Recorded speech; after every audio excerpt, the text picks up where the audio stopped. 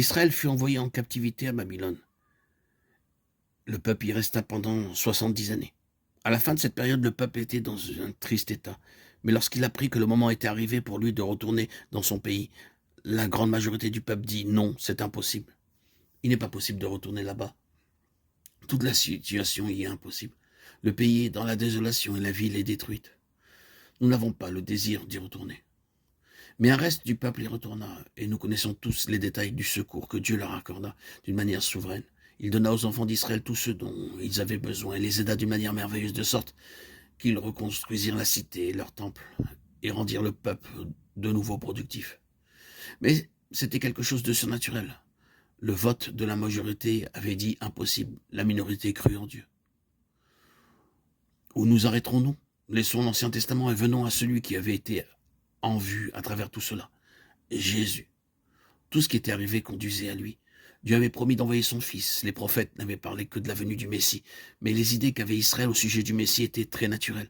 Naturellement, il sera un grand chef, un homme d'un pouvoir immense. Tous se rassembleront autour de lui.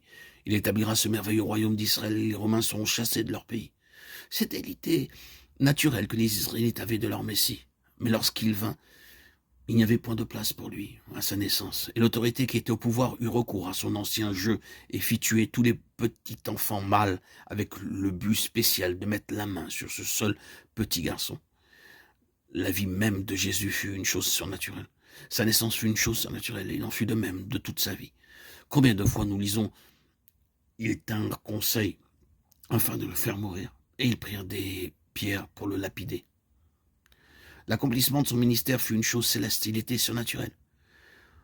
Et qu'en était-il de sa mort? Ils prirent conseil pour le tuer et décidèrent de le faire.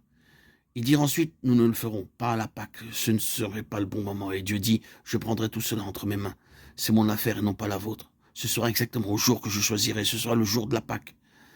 Jésus avait dit au sujet de sa mort, personne ne me l'ôte en parlant de sa vie, mais je la donne de moi-même.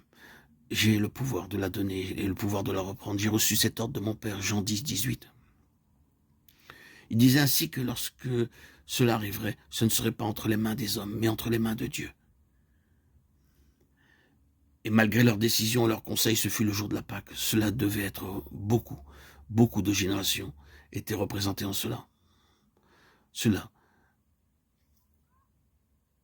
devait s'accomplir comme Dieu l'avait décidé. La mort et la résurrection de Jésus-Christ ont été surnaturelles. Non pas de l'homme, mais de Dieu.